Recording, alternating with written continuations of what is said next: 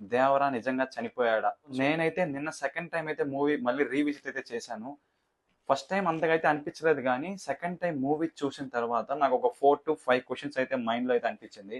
So, దాన్ని ఈ వీడియోలో వన్ బై వన్ అయితే మీకు చెప్తాను. ఇనీషియల్‌గా మూవీ స్టార్ట్ అవ్వడమే మన అజయ్ క్యారెక్టర్ అయితే వెళ్లి ఒక డీఎస్‌పీ తులసి క్యారెక్టర్‌ని అయితే కలుస్తారు. సో, మీరక్కడ అబ్జర్వ్ చేస్తే తులసికి లెగ్ అనేది ఫ్రాక్చర్ అయి ఉంటుంది. సో, దాని తర్వాత మనకి మూవీలో ఎక్కడ కూడా రివీల్ చేయలేదు. ఆ క్యారెక్టర్‌కి ఎందుకు అలా అయింది అనేసి.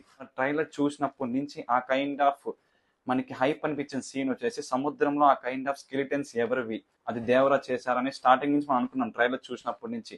కానీ మనకి ఇక్కడైతే అదొక కైండ్ ఆఫ్ క్వెషన్ మార్క్ లాగా అయితే ఉండిపోయింది. మీరందరూ వెయిట్ చేస్తున్న సీన్ దేవరా నిజంగా చనిపోయాడా? నాకు తెలిసినంత వరకు శ్రీకాంత్ గారే యేసేశారు.